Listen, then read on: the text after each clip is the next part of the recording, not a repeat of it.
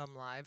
So I just have some gameplay playing in the background while I talk about this because I don't really have anything else to as a visual aid. So enjoy this Ravens Watch gameplay where I win, but you probably won't see the ending by the time I don't know, depending on how long I talk about this. So um, I've been watching a lot of movies this year, as I do most years, and this year has been kind of interesting to me where I feel like now I have seen three movies this year where the title of the movie doesn't align with what the movie's about.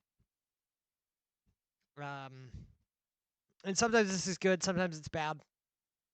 It's kind of mixed in these three movies that I'm going to talk about. So the three movies are Civil War, Kingdom of the Planet of the Apes, and Furiosa. Um, so we'll start with Civil War.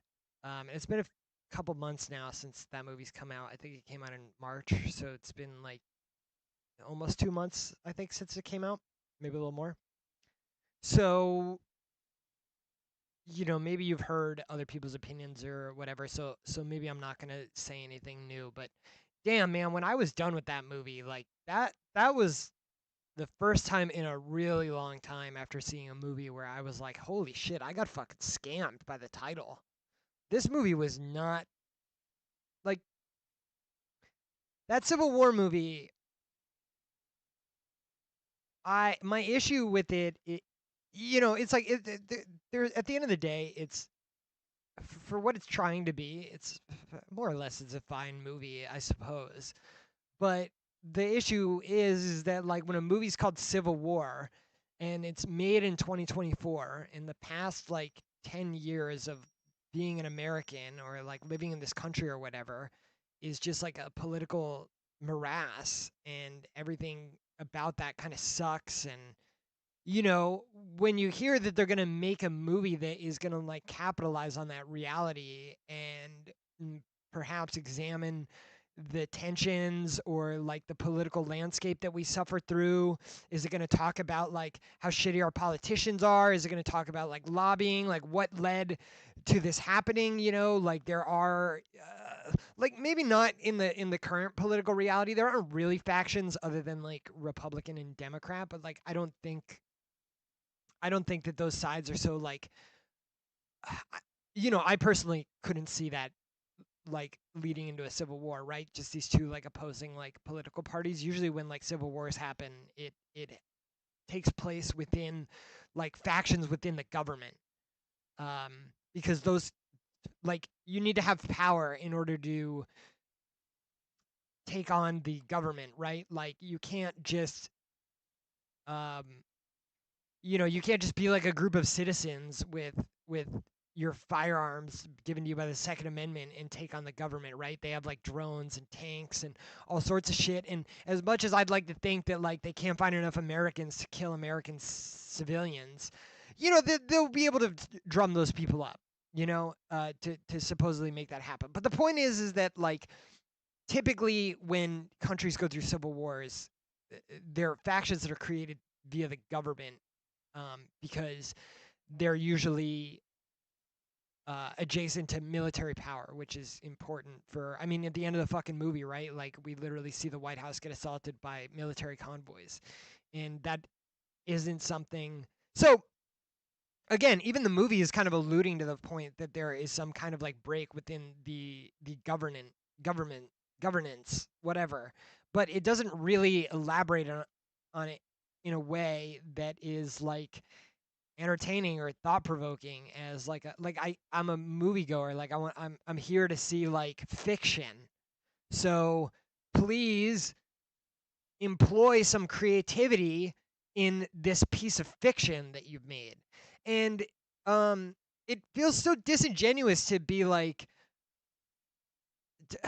it's like you make a movie called Civil War, like set in it's supposed to be the American Civil War, like during this time where like our political tensions are like really high and people are really politically opposed to each other and stuff like that. And a lot of people take issue with that. It's not like a great time, you know things can be like tense with like family members and friends, and people are like gatekeeping like lots of stuff. It's creating like a lot of tension and stuff, right? So I'm sure everyone wanted to see a movie where that's all put front and center, and hopefully by the end of it there's some kind of like cathartic resolution that and maybe there wouldn't be, like, it's an A24 movie, right? So like I wouldn't be mad if the ending was like bleak and dark and shit either, but given the time and the sensitivity of the subject, you'd think that they'd try and like make a movie where at the end, like, unification is kind of the message that is pushed, right? That like we are the United States of America at the end of the day, and that we are strong because we are united and not because we are divided.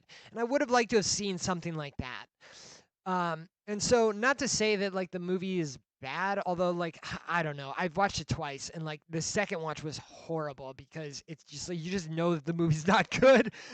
Even though I said like it's well made in the sense that like whatever the kind of thing that like Alex Garland was going for, I think that he like mostly succeeded, and I think that the performances are good, and I think that the subject matter is somewhat compelling, but it's not more compelling than like a movie about a full-blown full-scale civil war in the United States that has to deal with like you know how the military would like move through the country, and where the different like fronts would be set up, and what the different like strongholds and points of interest are and things like that, and like why we're here in the first place, and who are the different like charismatic leaders that got the sides to break up. Like we don't get any of that. It's so like mundane. And really it feels like a lot of, I mean, there are like some themes and stuff like that like in the movie that it like really wants you to consider, but it's hard to not feel like it really doesn't feel like the war, or that the movie goes out of its way to say much more than like, isn't war horrible, and isn't it sad when like people that used to be, that at one point they considered themselves brothers, are now like wantonly and coldly killing them, callously killing themselves, and or killing each other. And and it's like I get it. I mean, like that's kind of like the general thing with war anyways, right? Is that war is always tragic, that war is always just a waste of life. It's silly that humans have such, they can squabble over something to the point where they start like killing each other and wasting life. Like that's not really like profound. Like I don't need an entire like every war movie is like literally about that if you just make it well, right? Because you'll have all the deaths of characters and the tragic moments and shit like that, like be really poignant, and hopefully remind the audience that this is all happening because like some dumb fucking guy in a room somewhere was like, no, I'll kill you all instead, or whatever, because he couldn't like be bothered to whatever. um so, yeah, I like, I don't know. I didn't like this movie. If you got like, when I left, I was super disappointed. I recognized that like what I saw was like a decent piece of entertainment, but so incredibly disappointed because of what the title promised the movie to be, and it just isn't that. Like the fact that we never learn like why any of the states have like allied with each other, what any of them are really like trying to accomplish, um, why this happened in the first place, the the conditions that even like like it's incredible, like the fantasy of like what would go into the United States in modern day going into a civil war are like uh, fantastical to think about in terms of like all the different things that you could cobble together and make it interesting, and then use those causes and things to like work into your themes if like you need to have them, or you want to say them, or whatever you know um but yeah, I thought this movie was, I was immensely disappointed. As soon as I went home, I jumped into Discord with some buddies to talk about it. One of them was planning to see it over the weekend, and I straight up told them to just not go. I was like, I wouldn't recommend it. Don't go. And they didn't go, and they haven't seen it till this day. And I don't think that it's a movie really worth seeing. Like unless you are like really into like Kirsten Dunst, because like she's great in the movie. Like don't get me wrong, like her performance is very good. I thought she was very convincing as kind of, the uh, weathered reporter who's nihilistic and kind of jaded about like what her role is and like being existential about like what she hoped to accomplish when getting into this and instead like what she actually feels like she's accomplishing. And her like wanting to like mentor Jesse and stuff like that, like there's like I didn't really like how that ended, by the way, but um you know uh yeah, I mean,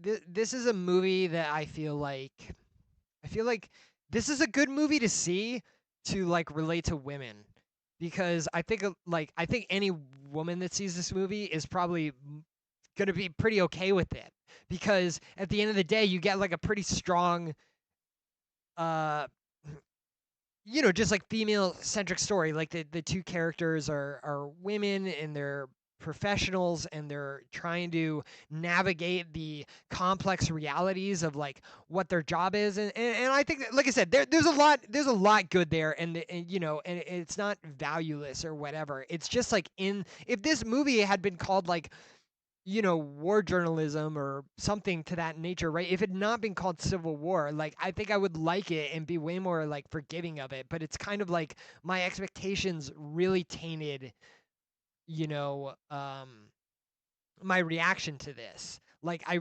really came to this movie to see something specific, and I got something like totally different. And it's like if I go God, like restaurant or food examples are, I know they're not perfect, but if I go to see a movie called Steak and instead I get a really really really good bowl of soup, like I'm still gonna you shouldn't be upset at me for being upset that like I didn't get a steak, like yeah, dude, the soup was great, but that's not what I fucking came here for. Like I'm glad that like you're really good at fucking making soup now, man, but like I came here because I wanted a really good steak, and that's really how this movie feels. It's just like it doesn't really deliver on even the small parts of the movie that like do kind of uh put the American Civil War like front and center. Like really, it's nothing more than just like take any war scene that you've seen from like any other movie, and it's like, oh well, now it's at the White House instead. So it's not really doing anything other than like changing the scenery. So it just doesn't really feel like it capital like yeah, man. I mean, like, did anyone that why did you go see this movie? That's like the biggest question, right? Is like when you saw like when you saw that there was a movie being made called Civil War, it's clearly going to take place in America.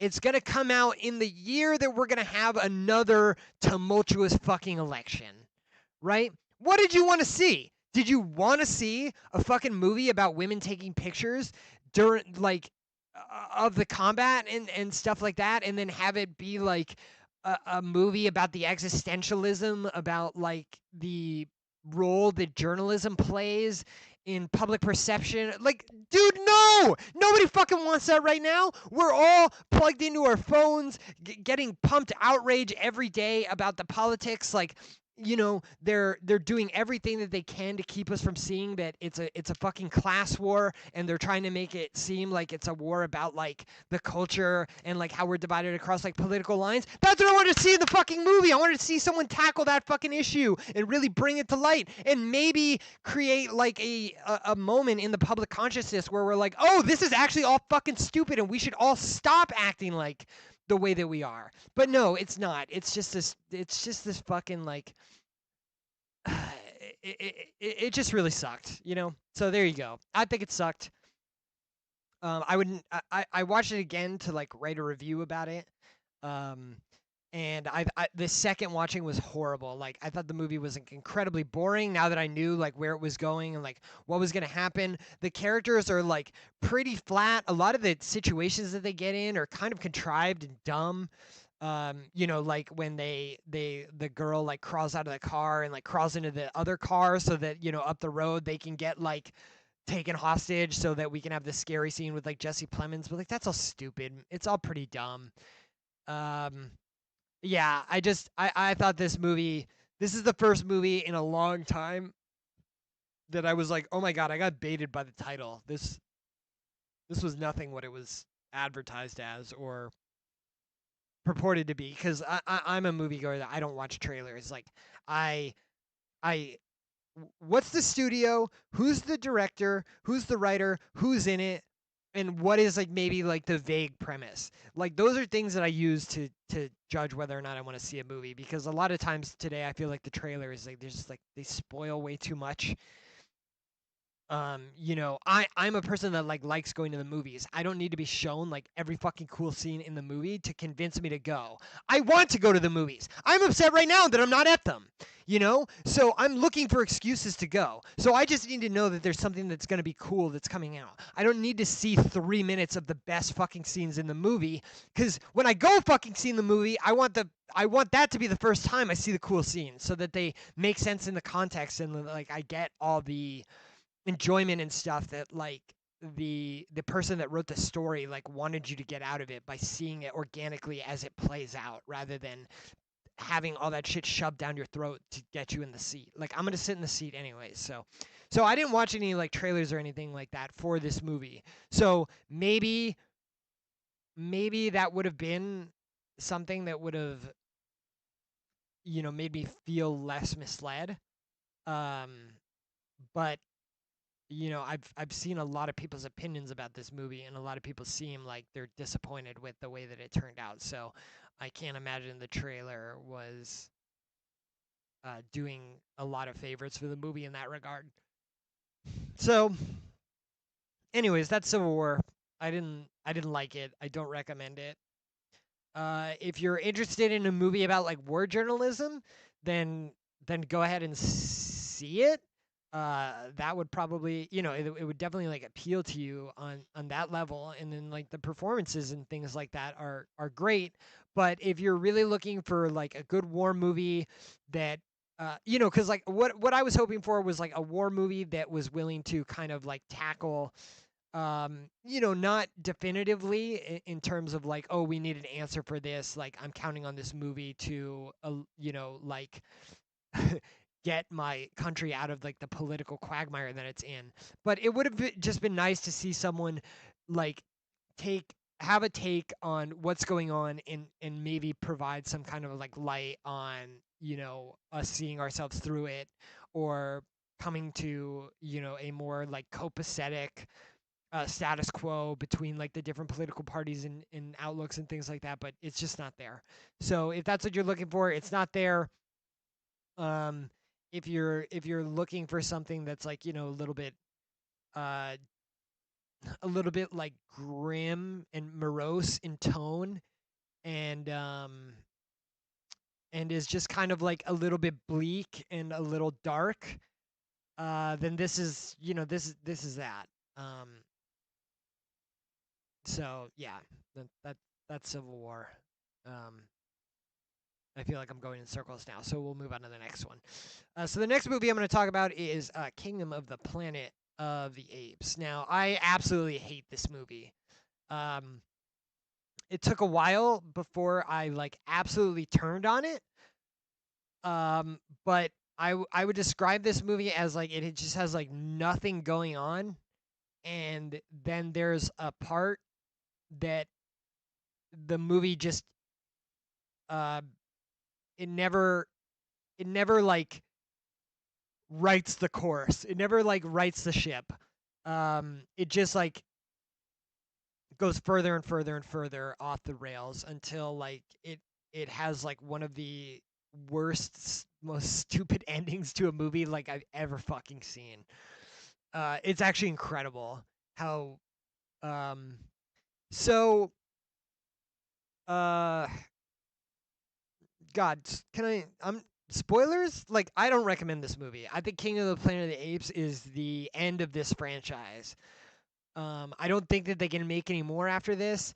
I I hope it fails. Like, I think it's made an okay amount of money, but I'm not sure if it's like enough to be like I don't know if it's profitable after like its marketing costs and things of that nature and stuff. And I hope that that's the case. Like I think this movie's so fucking bad. It does so much damage to the Apes franchise that I hope that this is just like that one fourth movie that they overreach for, and then nothing ever gets made again. Because I don't want to see a fifth movie. I don't want to see a sixth movie, and I don't want to see a trilogy after that trilogy that they've said that they're talking about and stuff as well.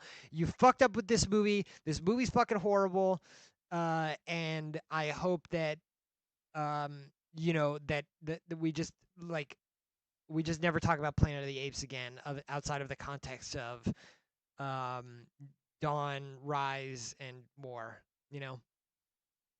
Um,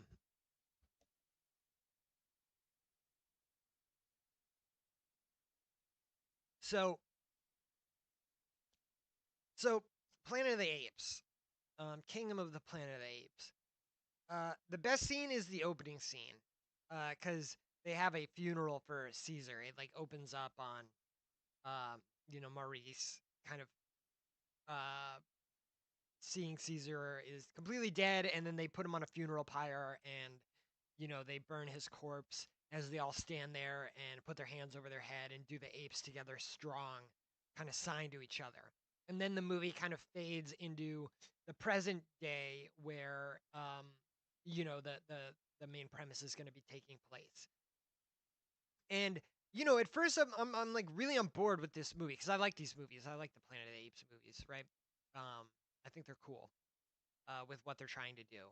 And I like this idea that the last trilogy is examining the fall of humanity and like in tandem with Caesar's growing intelligence and kind of realizing that um once you're intelligent you shouldn't be treated differently, and that he wants to make a world for the apes and like have his own anyways, um the idea though, the alluring thing about this is that like we know that Planet of the Apes is a movie from a really long time ago. It's about a fictional universe in which somehow apes become the dominant society, right? And that the movies are usually centered around like humans there and and being at the mercy of this race of beings that is similar to them but different enough, and that the civilizations are similar enough but different enough, right, that this is like a scary experience. um so the idea that they made these trilogy of movies that are like, oh, we're gonna like look into, like, they're gonna be prequels, right, we're gonna look into like what events took place that caused all that to happen. And I think that like what they did with the first movie with James Franco and Caesar was really cool. The idea that they're doing this like intelligence experiments on the monkey, and then the monkeys synthesize it differently, that makes them actually grow smart, where like humans synthesize it differently where it does the opposite. I think that's kind of cool. And like I think the second movie is phenomenal, like the way that the first movie ends, like spreading the virus, and the second movie we see Caesar's tribe like thriving in a world that like doesn't have a lot of humans, and then they have to do all the diplomacy with the new group, and then Koba like has his own ideas about it and can't let go of his own like hatreds and stuff. It's really, really cool. And the third movie is like super wacky. There's a lot of issues with the third movie. I do kind of like it in its own like weird way. But it's definitely the weakest of the three. But it's fine. And it also ends in a way that really feels like they set up the planet of the oncoming Planet of the Apes uh future in in a pretty like immutable way. It really felt like at the end of war, like humans are done and it's all going to be apes now, and that this was kind of it. So again, coming into this movie, the idea that we're going to go like 2 to 300 years in the future from where Caesar died, and now we're going to see the apes kind of start to assert their dominance over the earth and start to create large scale societies, that's really, really interesting to me. and I like the idea of that, but the premise does not deliver on that almost at all, I would say. Like if you thought you were going to see an actual kingdom of monkeys and them doing anything at all, like you just don't get that in the movie. It's not in the movie. I'm sorry. Sorry. Did you think you were going to see a movie about a kingdom of monkeys? No, sorry. This is the wrong movie. We just called it that, but it's not really that. Um so the movie starts out with this monkey called Noah and his like couple of friends, and they're like hunting for eggs in these like abandoned cities and stuff. And I will say like one thing that is like really great about this movie is the post-apocalyptic Earth that has been like reclaimed by nature is mesmerizing. Like it looks so cool to see all these buildings like enveloped in nature and all the plants and fauna that's growing all over everything. Everything's like reclaimed and it's all green, but you can see the distinct like silhouettes and shapes of the buildings and stuff that were left behind. It's a really cool it's very verdant and lush, like it starts with like an eagle flying over like what probably used to be a city and it's all full of water now and very beautiful imagery. I thought that was one of the cooler things of the movie is like we don't really get a lot of post-apocalypse movies where so much time has passed and you get to see kind of like the reclamation of nature. Um so I thought that was pretty cool. That was one of the things that I liked more about the movie. Um and because it's the very beginning of the movie, I'm like on the movie side yet, so I'm not like taking any issues with it or whatever. So like the first part of the movie, I was actually like pretty into. There was some good like cause and effect. Like we see Noah like talk to his mom, who she's like hanging up these fish to be, um, eaten or they're being like tanned or salted or dried or something like that, right? For like later consumption or whatever. They're being like smoked, something along those lines. And he notices that like the thing that she hangs all the fish on is broken. And then like later in the movie, he he like he makes something to like fix it for her. And he has to go out there to like fix it. And while he is, he notices that there's this girl like in the hut where the fish are being dried and she's like stealing fish and it's like a human girl. And so I like that. I was like, oh, this is like actually good like cause and effect. I like that, he's like a good son and he cares for his mom and he got preoccupied with that thing that was of hers that was broken. And so now he's out here fixing it. And because he's out here fixing it, he's now in a position to like come into contact with this girl. Like I'm like, that's some good cause and effect. And like I think it's worth praising that where when it does come out, because like a lot of movies today like don't really give a shit about cause and effect, right? They'll just like have their thing happen because it needs to happen for the plot to happen. And so cause and effect be damned, like we just need it to be. So I really appreciated that, but that is kind of like the end of the movie doing that. So anyways, the Noah decides to chase the girl into the woods. He decides to pursue her, and he ends up finding like a group of other monkeys that are also trying to like pursue her that are from like a different tribe.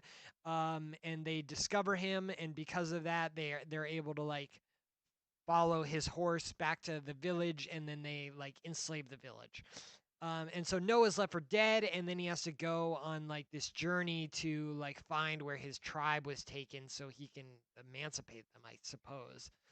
Um, and so, um, I would say it's like from the beginning of the movie and them getting taken is probably like 15-ish minutes, um, 15 to 20 minutes, and then I would say that like we don't even meet up with Noah's tribe for probably like another hour after that. So probably not until like an hour and 20 minutes of the movie again.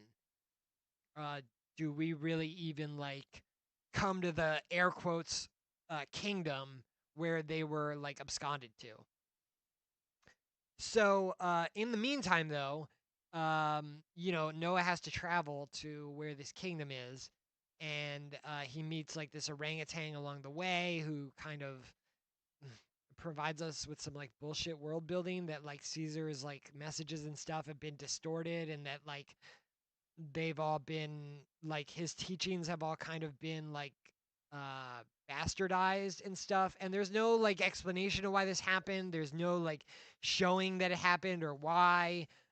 It just is what it is, right? This is just what happened. So now we know. Now you know that like at one point, the monkey stopped following Caesar in the way that he like intended. um but yeah, we don't really get into the details of that. So um as they're traveling, the like girl is like following them, and they like kind of like befriend her, and they find out that she can talk, and that she's part of this like group of humans that is like struggling to survive, and that they're all still intelligent, and that they can all talk and stuff like that. And it's like I'm just fucking bored, because it's like, dude, what are we have really not been doing anything in this movie. Like, we're just walking through the countryside, and like this one orangutan is like telling me shit that like I already know. Like, I've seen the other three movies, Mr. Orangutan. I know about Caesar, and I know about the apes, and I know that humans used to rule, and I know the apes used to be subservient to them, and yada yada yada yada. Right? He's like telling all this stuff to Noah, and it's like I know all this. This is not interesting. So there's a dumb action scene where they try to capture the monkeys and they escape. Um, and then there's some more like walking and stuff later. And then eventually they come to like a bridge, and the bad monkeys show up again. And the orangutan gets like washed away in the water, and they capture Noah and May, that girl, and they bring them to Caesar, or not Caesar, Proximus's kingdom. And yeah, and by the way, I would say that like at this point in the movie, I'm still like on the movie side, but I'm like really bored. I just don't think that anything in the movie that's happening is like that interesting or that worthwhile. So I'm hanging in there to see what will happen, but at this point, like, I'm really really like this movie is easily the fourth worst. Like, if we were gonna rank all the movies, in terms of like how much we like them, this is the fourth movie, right? And I would rank this as the fourth. I like this the fourth least of all of them so far. That's how I feel like before we get to like Proximus. Then we get to Proximus, and the big ship base that he has, and the creativity of the movie, starts to go way up. It's like, oh wow, we see these monkeys living in this like abandoned ship. It's almost like a castle. There's some pretty cool shit going on with that. And then Proximus comes out, and he's really playing up the like um almost kind of like he's really good at being charismatic and rallying his his tribe, and you know they view him as like a god. It's like it's pretty cool. And he's very charismatic, and he seems really intriguing and really interesting when we first meet him. Um, so then then for some reason there's a scene where, well, not for some reason, right? Not for some reason there's a scene. There's a scene where Proximus has to we have to get to know Proximus, right? So we have a scene with him where he kind of like explains his motivations and all that stuff. The part that I take issue with is why he brings Noah and May to his table to talk to them. Like, they're not significant at all. Like, maybe May is, but like Noah isn't. Noah's just some fucking random monkey that they captured, who was like part of a tribe that they already captured. So the idea that he gets like signaled out or singled out and then invited to Proxima's like private quarters, and told all this stuff about like what he's doing, that just like doesn't really make sense to me. It's very like, well, we need the audience to like hear all this stuff, so we'll have a scene where they like talk to each other, but it doesn't really like make that much sense. At the end of the day, like, Noah is essentially like a slave. So the idea that Proxima is gonna like bring him up to his quarters and feed him and introduce him to all his ideas and plans and stuff like that like doesn't really make any sense. Um yeah. And so this is like the like okay, so this is actually like the best part of the movie, right? Is where Proxima kind of talks about like what drives him. And he's like at the castle that he's in, the ship castle. Um, it's crashed on the shoreline where there's also a seems to be some kind of like military base or hangar or vault of some kind of like military um, some kind of military building where possibly like weapons and communications and technology and all sorts of stuff may be being kept. And Proxima, he has a human pet, by the way, who like reads him like history and stuff. So Proxima is like well versed on human conflicts and like what humans have done in the past to conquer and dominate and subjugate people and evolve and advance. And Proxima is very preoccupied with the idea that apes need to evolve and they need to evolve quickly.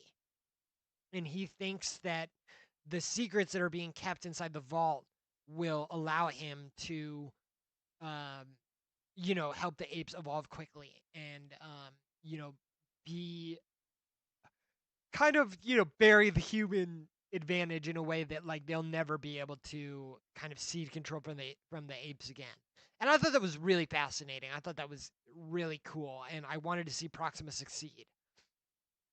Um, because like again, like I realized that Proxima, like in this context, is he's kind of being portrayed as like the villain, but um, I like is it controversial to like come to these movies to like want to see the monkeys win? Like, isn't that the whole point? Hasn't that been the point since the first movie? Like, aren't we supposed to be on Caesar's side?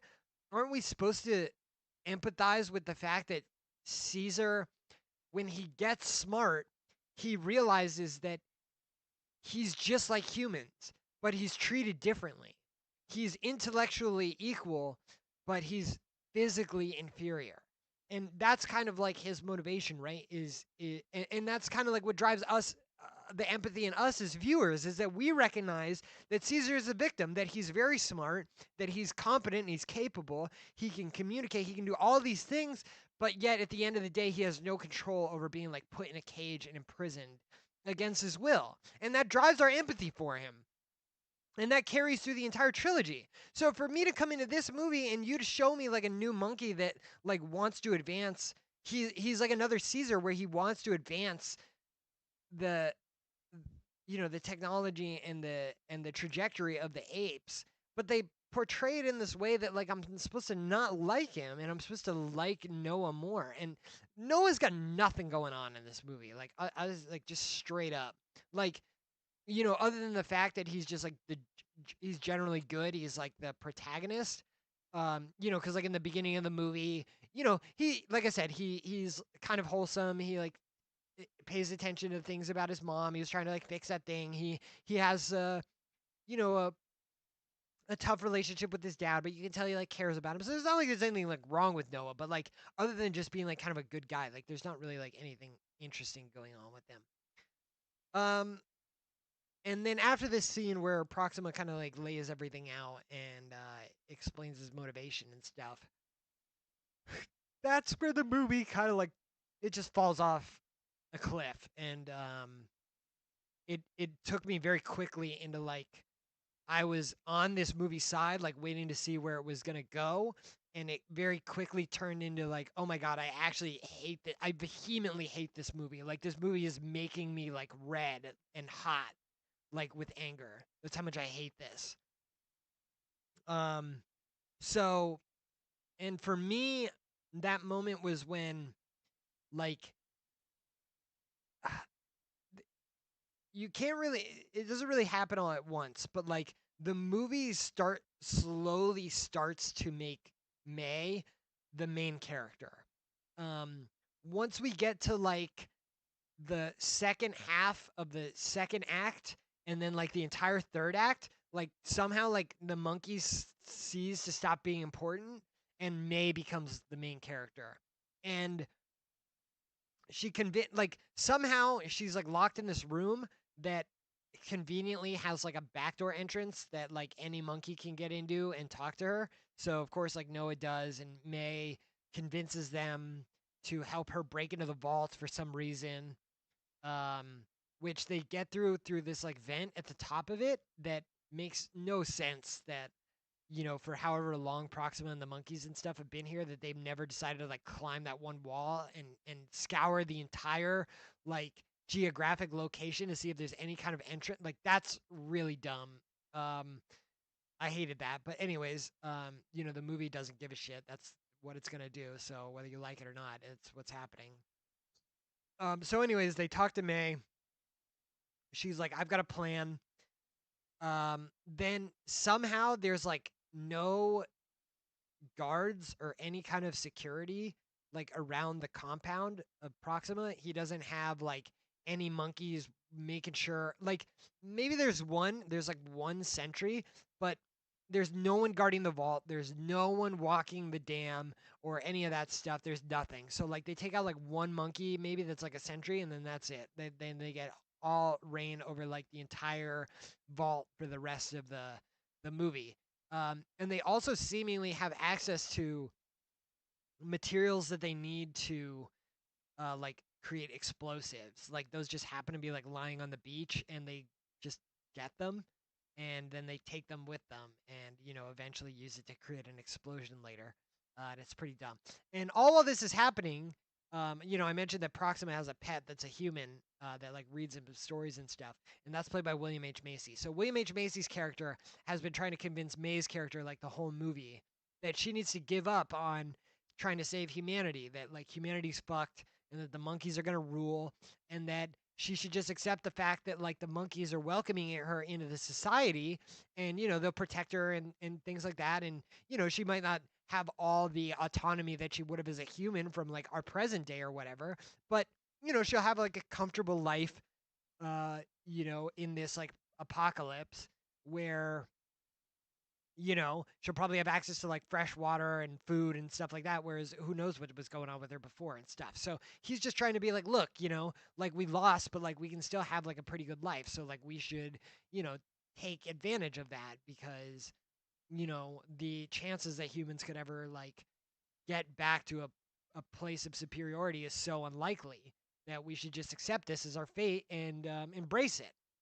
And so he kind of comes down at the end while they're like securing all the gunpowder and explosives and stuff like that. He kind of comes out for like one last appeal to be like, hey, look, don't do this.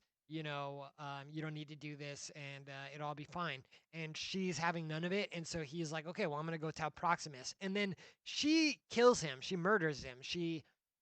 By the way, she's such a tiny little girl, and like William H Macy is not portrayed as like a virile masculine male or anything like that. He's kind of bookish and skinny, and he doesn't look very formidable or anything like that. So it's not like I have like a hard time believing that she murdered him, but it's just like it's so extreme.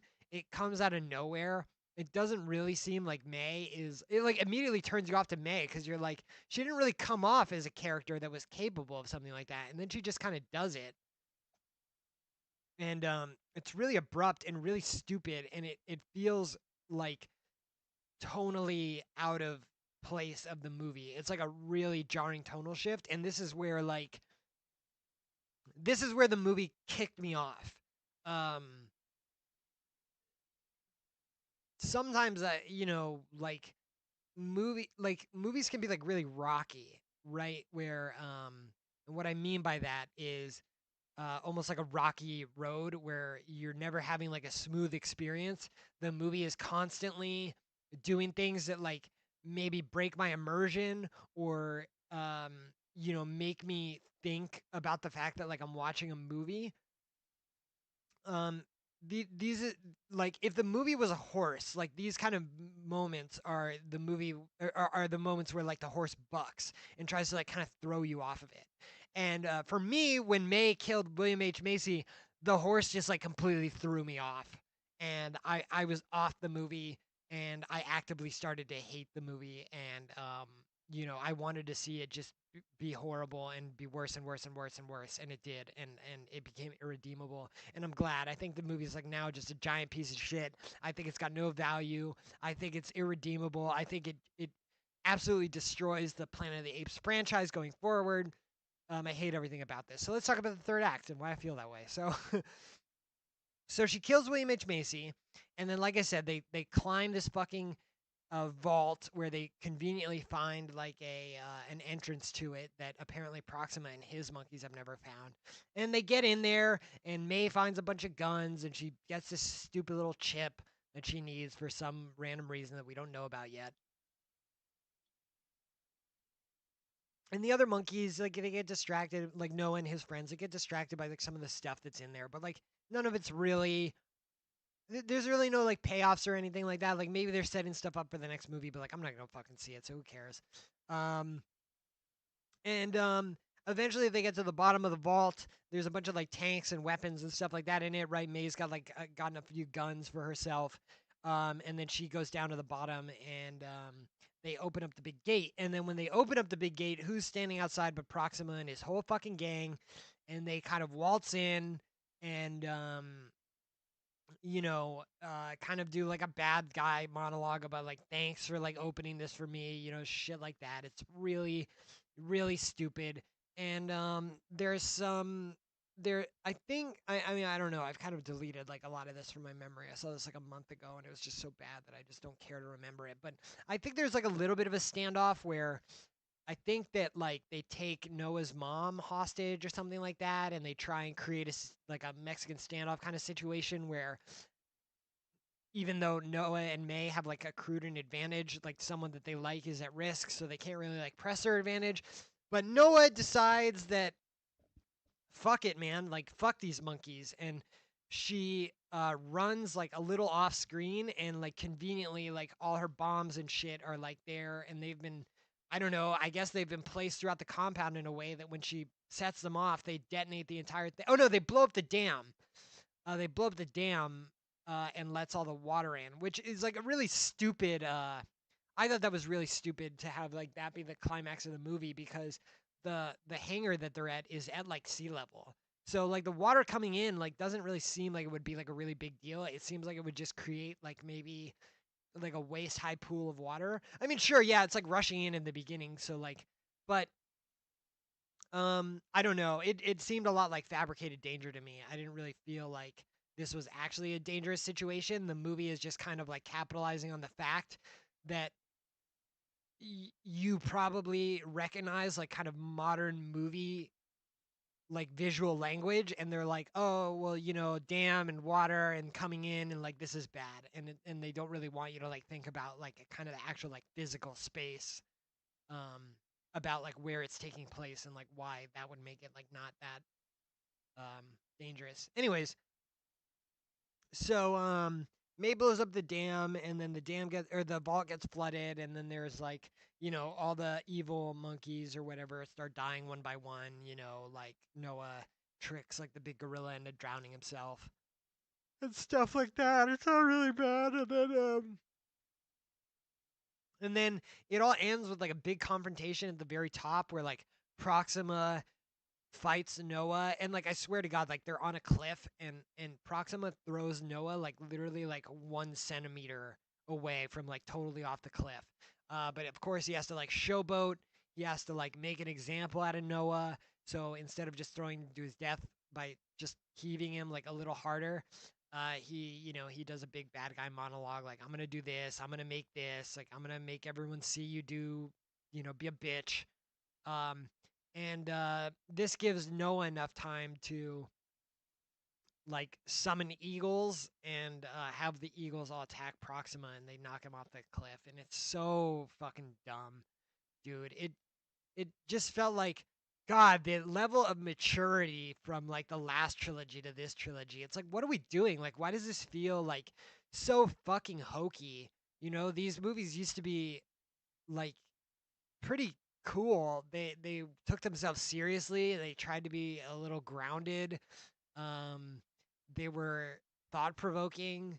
They were profound in some ways. But this movie is all about like animals and like it's like really like pro. God, I don't. What am I really trying to say here? That this movie just doesn't really feel like this feels like a fourth movie. You know what I mean? Like fourth movies. Whenever like a trilogy opens up to the fourth movie, right? The fourth movie is always like pretty egregious, and it just feels like the studio that owns it, they're either trying to like keep the license alive or they're just like desperate and they're like, oh, maybe we'll make another one or whatever. And it never really feels like the fourth movie has like a really good reason to exist. And this movie kind of feels like that. It doesn't really feel like it exists to complement or be in cohesion with like the movies that came prior. It kind of feels like it's just making a movie with the same title as the other ones for like recognition, and then it's doing like its totally own thing. Um so that'll bring us to like the last scene of the movie, right? Where like May gets the little chip and she peacefully leaves Noah and the other monkeys to like whatever they're gonna do. Like we don't really know. Maybe they're gonna go back to like I think they go back to like the old Eagle Tribe place and they try and like rebuild, which is like okay, so I guess that's the end of the Kingdom of the Planet of the Apes. So like if you want to say that like Proxima had a kingdom in that little ship, which is kind of stupid because like we literally don't do anything with that. Well, he dies at the end of the movie, and a lot of those monkeys die at the end of the movie, so that's the end of the kingdom. And it doesn't really like, it's not the end of the kingdom. Like, oh, we went from a kingdom to like now we're going to like a democracy. Like we've switched from like monarchy to democracy. No, it's literally just like kingdom in the sense that like this one monkey congregated like a lot of monkeys in one place and like now he's dead and so that's over. So it's not like we're going from like Kingdom of the Planet of the Apes to Democracy of the Planet of the Apes to the Planet of the Planet of the Apes. It's not like they're doing like a trajectory like that.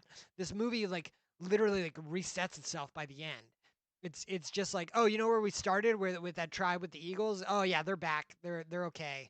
They haven't like advanced or anything through the entire movie, but they're just kind of like back where they are. But the really important thing is like, whoa, what did May need that like chip thing for? Well, it turns out that May is from this coalition of humans that is taking refuge in a underground bunker that is in like a field of these like terrestrial satellites, these satellite dishes. And the chip that they give allows them to like restore electricity to the facility or reestablish like communications or something, and they're able to reconnect to the satellites in the sky, and then they're able to make contact with another group of humans that are seemingly somewhere else across the globe, and then that's how the movie ends. And hold on,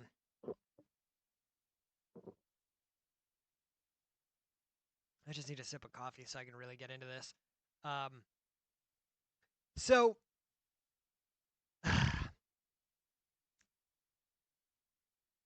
so what are we doing here? Like I said in the beginning, I thought the idea behind these movies, right, is that we are seeing the downfall of humanity and the rise of the apes in a way that makes sense that like we could get to something like the Planet of the Apes, right? Where it actually did take place on Earth and humans were dominant at one point, but then this tragic misfortune of events happened that led to the apes like so the apes aren't villains because the humans fucked up and then like they got their chance to kind of like so I kind of take issue with the movie at the end being like, "Oh no, humans are still in it. Like look, they're all still alive. They have like satellites now and they have like global communications." It's like, "So what are we doing?" Like I come to see these movies to see the apes evolve and become more advanced and to see how their fledgling societies turn into burgeoning like societies with governments and laws and like what does that all look like? It's just like a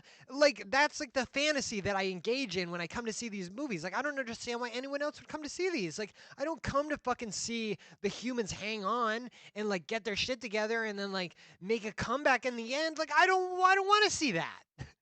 So to me it just feels like well the end of this movie is pivoting from the idea that the apes are ever going to become dominant and instead it's it's going to veer into a direction where like the apes and the humans maybe like live in harmony or they find a way to like coexist with each other and stuff which is fine but like I said that's like not why I come to fucking see these. So if you want to make another set of movies or whatever that's like about that then feel fine but like don't like call it Planet of the Apes again and expect me to not get upset when it seems like you're just trying to backtrack on like what the appealing aspect of this premise in this movie franchise even is. It doesn't really make that much sense to me. And another thing I found out is that this one was produced by the studio, I think 20th Century Studios or 20th Century Entertainment or something like that, who previously they were owned by Fox, I believe, but like Fox got bought by Disney like not too long ago. And so now Disney owns whatever they're called, 20th Century or whatever. And when you factor that in, it makes a lot of sense why this movie was the way that it was. Like Disney and their kind of like modern sensibilities for like a lot of the stuff that they want in movies or like the messages and the themes that they want to push they strike me as a corporation that thinks that it's too it goes against their like morals or their sensibilities to display like the human race like going extinct or um falling or something like that, right? Like that's kind of how I felt about this. Um like are you guys just too big of pussies to like make a movie that's kind of edgy about like the fall of humanity? Otherwise, why would you have done the why would you back because like I said especially at the end of the third movie like the end of the third movie like really goes out of its way to make it seem like the humans have no chance of ever coming back like that the monkeys are totally in the clear from here on out like they're never going to have to worry about maybe they'll have to deal with like small sects of humans that have like managed to survive or that have that like disease that like makes it so they can't talk or whatever.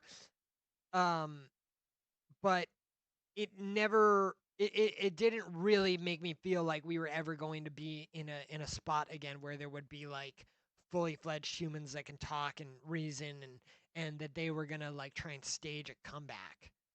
Um, so Um, oh, by the way, this sorry, I just have this like VOD playing in the background, so I'll just play it from the beginning.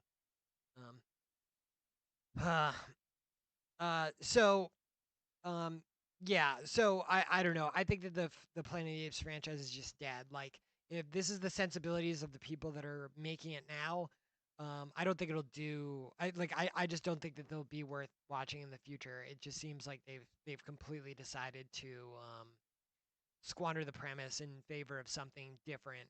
Um, so I'm out. But I honestly I don't think this movie is like doing that well, and I hope that it flops and that they just stop making like we didn't need this fourth one. Like I said, the idea that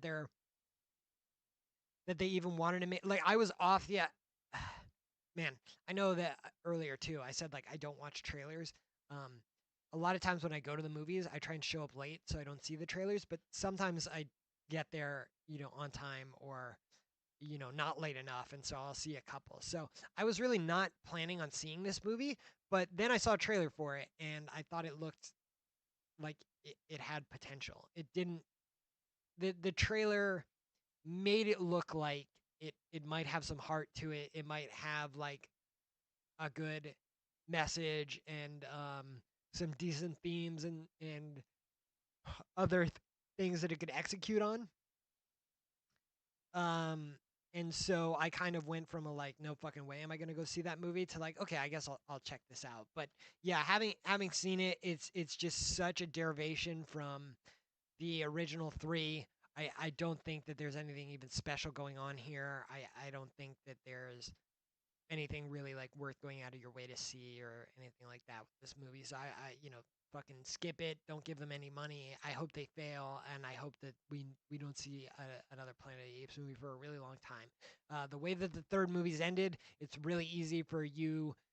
As a viewer to just be like, oh yeah, all the humans are gone now, and like Caesar and his tribe, um, they got to a point where they're going to be able to like stabilize, and then that's going to be the seeds for like what creates the Planet of the Apes. It's really easy to like draw that conclusion at the end of the third movie, kind of put a bow on it and be fine. And man, that was a great trilogy. I don't need to see anymore. Um, so yeah, that's where we're just gonna leave it in our head canon. I'll never watch this movie again. I'll never think about this movie again, probably, unless someone wants to like bitch about it with me, because I think it is like really horrible. So that could be fun to just talk about how fucking dumb it was to like have Proxima die to a bunch of eagles at the end. Yeah, sure, I'll bitch about you with that. But other than that, I'm probably never gonna like try and think about this movie or talk about it ever again. Um,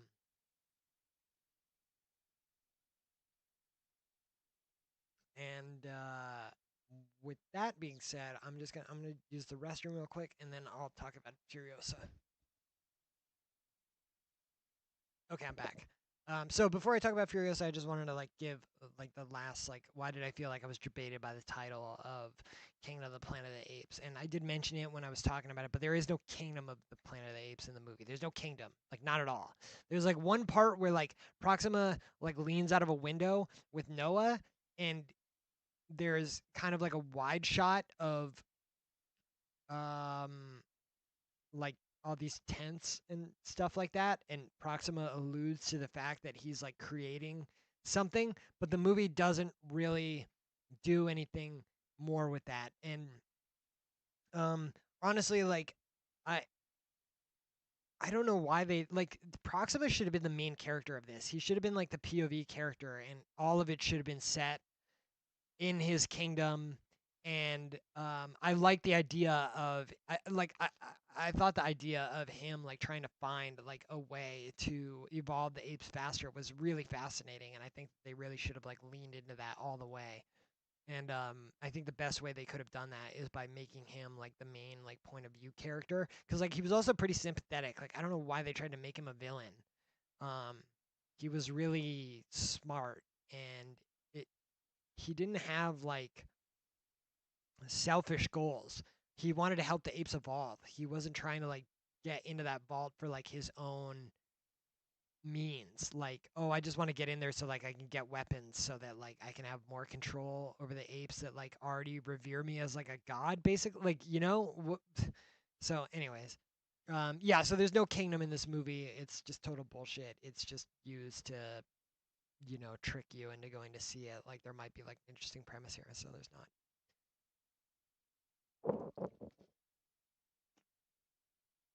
All right. Now, the third movie that I want to talk about is Furiosa. I saw this on Sunday, like a couple days ago, and I really liked it actually. And I I think the title is misleading. I don't really think that this is like a Furiosa movie. Um, if anything, I would say that the main character of this movie is the fucking wasteland, and all the people that inhabit it. The movie ends up like Furiosa does kind of end up being the protagonist by the end of the movie. Um, but for the initial, like the movie is broken up into chapters. It's broken up into 5 different chapters, and Furiosa is in every chapter. But for the first 3 chapters, she's very very young, and she doesn't talk, and so a lot of times she's just kind of in the scene as like a point of view for the audience. Um, And mostly what's happening in the first like 3 chapters of the movie is Chris Hemsworth character Dementis is trying to find um he has like his own gang, right? He has like his own group of people that follow him and that respect him and collaborate with him and things like that, right? So he's trying to find sanctuary basically like for his gang. He's trying to get them, you know, a place with food and water and and stuff like that so they can survive and they don't have to like live like animals. Because despite the fact that like Dementis is really kind of gruff and sinister, um, he came from he had a normal life before the wasteland happened and stuff like that. So he he's not just like evil for the sake of. He's very much like a product of his environment. There's actually like a really cool line later where he talks about like how he assumed leadership because he doesn't want to do the things that he does, but he knows that he can do it where like other people's can or whatever, and I like that. So anyways, um yeah, I was pretty I don't know how many people here are fans of Mad Max Fury Road, but I love that movie. It's probably my favorite movie. Um uh my favorite movie before Mad Max Fury Road came out was Inception, and I still to this day have like a hard time debating which one I ultimately like better. So I think Inception is quite cool uh, from a concept and execution point of view, um, and I think Mad Max is really fucking cool. Just like everything about that movie is cool. It does some like pretty exceptional things. Um, through visual storytelling and stuff like that. I think it's got like a lot going on. So, anyways, my point is that I really like Mad Max Fury Road. So, if you're a fan of Mad Max Fury Road, um, like I am, then the prospect of a Furiosa movie was never very exciting, right? Especially like 9 years later. I was hoping they were gonna make a Mad Max sequel like right after Fury Road because I thought the movie was so incredible. It's like, how are you not gonna make more of this? This is absolutely incredible. These movies. Um, so when they said that like, oh well, what we're gonna do actually is we are gonna make another Mad Max movie, but it's gonna be a prequel and then it's gonna be about Furiosa. I feel like the internet just like collectively groaned like, who wants to see that really? Um, and so here we are 9 years later, and it was delayed a bunch and all that stuff, but it finally came out. And I've been like really really hesitant about it, and like man, like it's not really what I want to see, but like I really want like more Mad Max stuff or whatever. So like I'm gonna see it and like hope for the best. And you know what? George Miller delivered. Like he did another really really cool action movie. The action set pieces are amazing. Um, the CGI is definitely a little bit more pronounced than the first movie, but like not in a way that I found incredibly distracting or immersion breaking. I was pretty much there, like in the scene, the way that they probably intended me to be when all this stuff was happening. Um, and I think that like the story is pretty good, and really like the biggest appeal to me of the movie is it did like a ton of world building for the wasteland. So um, let me kind of like break some of this down into different facets here because like there's kind of a lot to say that like not all of this stuff um is gonna be like universal praise, I guess. Because I do have like some issues with the movie, right? So like one issue is that because it's a prequel, it feels like there's no stakes. So there isn't really um the movie never really like gripped me in the same way that Fury Road did, because like in Fury Road you have no idea what the fuck's gonna happen, but like in a prequel about Furiosa, like we know what happens to Furiosa, so like I know she's not gonna die. I know that like the worst thing that's gonna happen to her is she's gonna like lose her arm or whatever. Um, and so and then the other characters in the movie, because like a Morton Joe's in the movie, and the people leader, and the guy from the bullet farm is there, and like nothing's gonna happen to them, and the only new character in the movie is like Dementis, and he's not in the other movie, so like, so there's really like not a lot of stakes in terms of like um there's not really any part of the narrative I felt like that really like gripped me. Um, However, the things that they're showing you while the movie is kind of just like treading over like old ground is really cool, because we're kind of seeing like all the stuff that Fury Road didn't have the ability to flesh out. So this movie, it shows us Gastown, and it shows us the Bullet Farm, and it shows us different factions that occupy the wasteland, and how they all kind of like interact with each other, and conflict with each other, and things of that nature. And I liked all of that. I thought it um I I heard God, what the fuck is that guy's name? Chris Gore. Chris Gore was on Drinker's podcast the other day, and he referred to this movie as kind of like a DLC kind of feeling, and I I I don't know if I agree with the exact words, but like I agree with the sentiment, which is kind of what I'm imparting to you now, is that because the prequel thing, like the and it feeling like there's no stakes, that does kind of make it feel like I get the analogy of the DLC, right? Because like a DLC, usually it's like you've already beaten the game.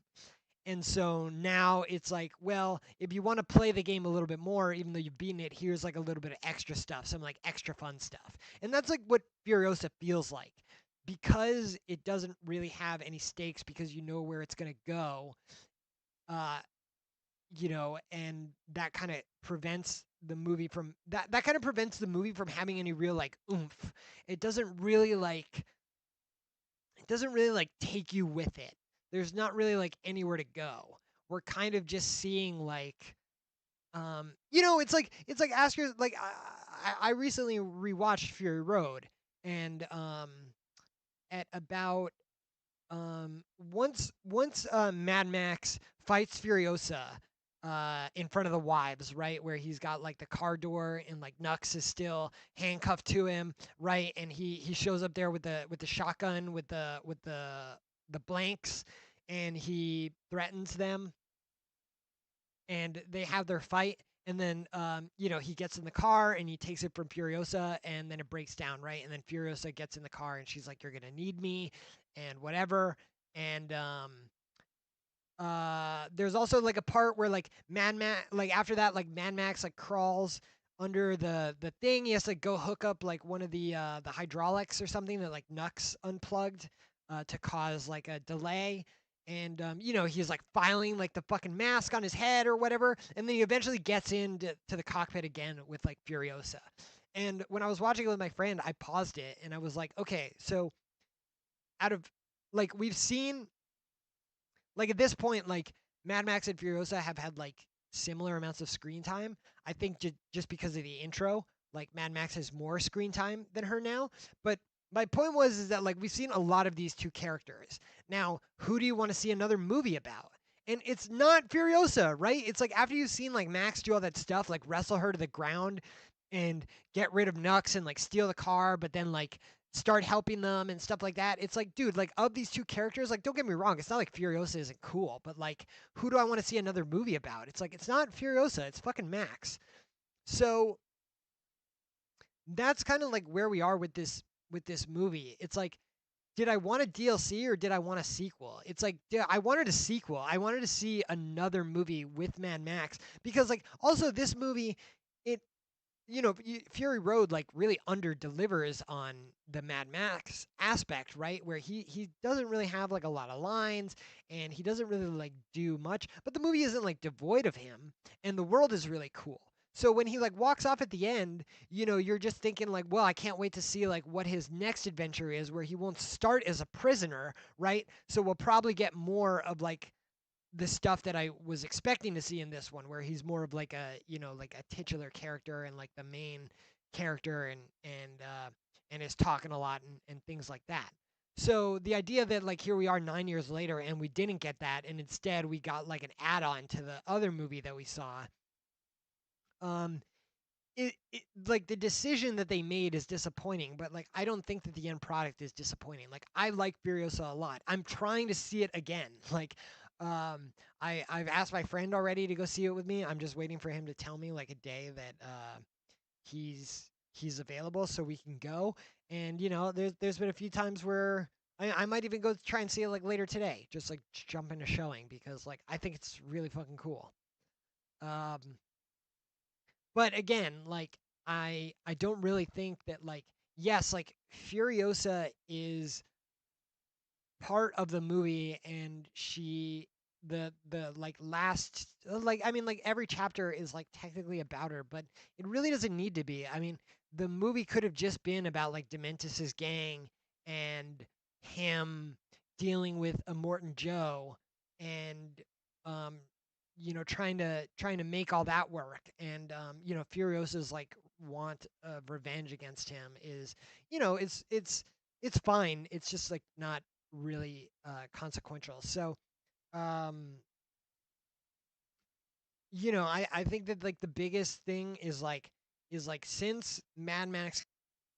Look, I think Furious is good. I think that if you like the first Fury Road, you'll like this. The action scenes are of a similar caliber. You get kind of the same thing: people fighting on cars that are moving, lots of explosions, lots of um, people doing wacky things, paragliding through the air, doing the pole vault thing that they did from the first one, stuff like that. There's like all that kind of stuff, right? That wacky, like, I thought it was so cool in this one. Like a guy had like a machine gun turret, but it wasn't like an actual like repeater gun, right? It was like four AKs like strapped together that all like fired at the same time. So you still get that really cool like wasteland imagery that George Miller has like envisioned. You still get the really really good action, the really great world building, the really great lore for like all the different things that kind of go into like what makes this world function the way that it does. Um, and Furiosa's story isn't like horrible or anything like that. Like just nobody asked for it. That's kind of the thing. Is like you know if uh how could I put this? Like if um if you're like with your friend and I don't know if this is like a great now. What I'm trying to think is like if you were given something that you didn't, if you were given something that you liked but that you didn't ask for, I think it's fine if your um, enthusiasm about that thing isn't like incredible, right? Like I got a Furiosa movie that I didn't ask for, and I thought it was pretty good. Am I gonna sit here and like gush about it as hard as I would have gushed about like Mad Max Fury Road like right after I saw it? No, that doesn't mean it's not good, or that I didn't like it, or that I wasn't interested in it. But I really didn't like want this. I just happened to get it, and it happened to be good. Is kind of how it like kind of how it like worked out. Um, you know, I don't really know. Anyways, bringing this back to like my thesis is, um, yes, Furiosa is like in every chapter of the movie. Yes, she's technically kind of like the point of view character in some parts, whereas Chris Hemsworth is the point of view character like in other parts and stuff. Um, but I really feel like Furiosa is it her involvement in the story is kept to a pretty big minimum till I want to say about the halfway point of the third chapter.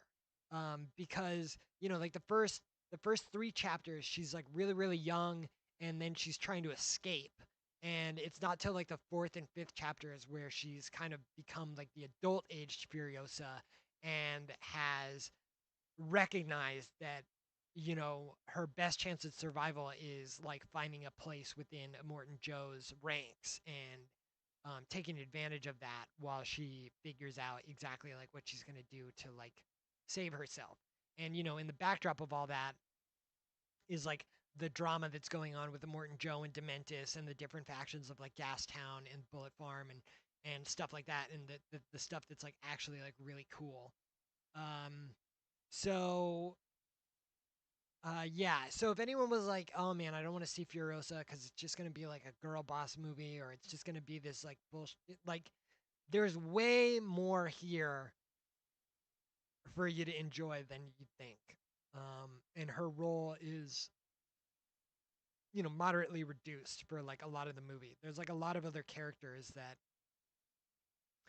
get a lot of screen time and get to do stuff um, compared to her. So yeah, this would be the one movie that I would say we were debated by the title in like a good way.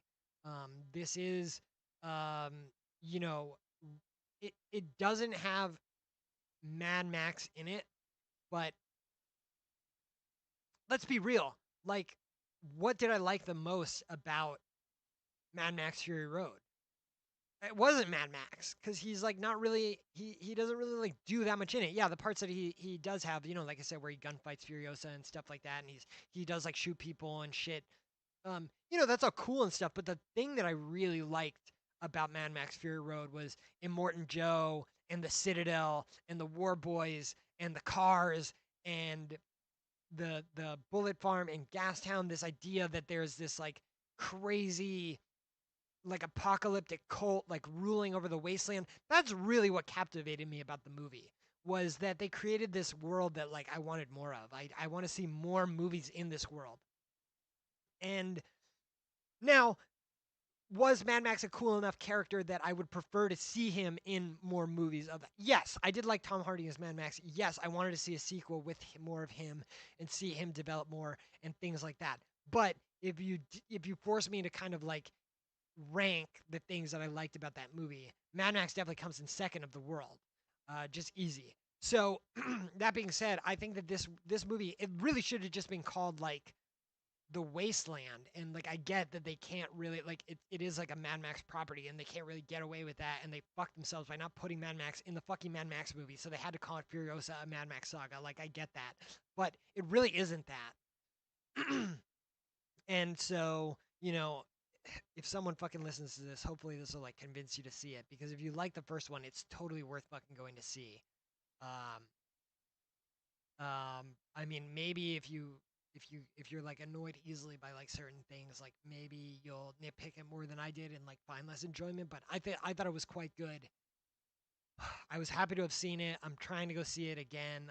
And this will be one that like this might even be like a movie that like you watch before Fury Road now. Like I think it acts as like a pretty good first movie, and then Fury Road is like the second movie or whatever. And I think that they both like I think that they're additive, right? I don't think that the like thankfully we didn't get like another prequel or sequel or some shit like that that like takes away from the original that we have to like head canon out like the Star Wars trilogy or any of the other like Lord Rings of Power and shit like that.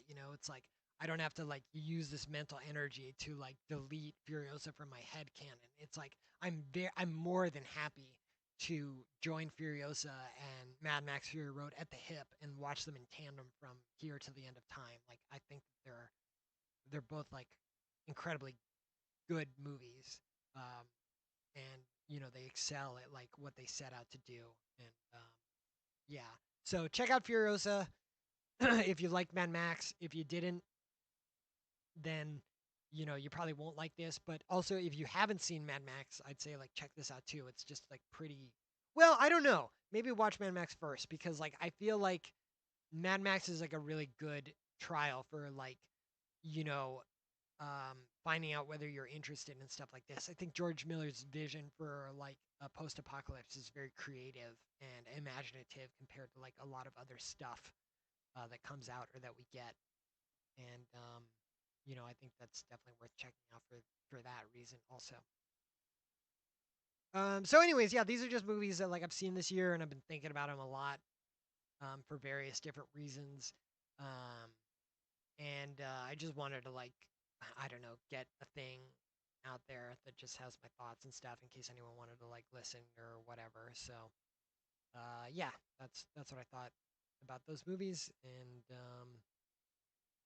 I think what's the next movie that comes out? Is it Deadpool? I feel like there's something that comes out before Deadpool. Um,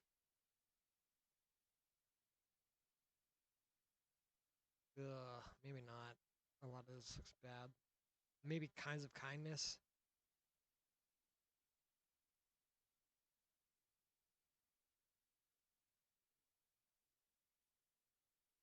Mm,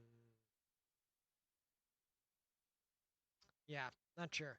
But you know, maybe I'll review something else if I see anything else that's like worthwhile. But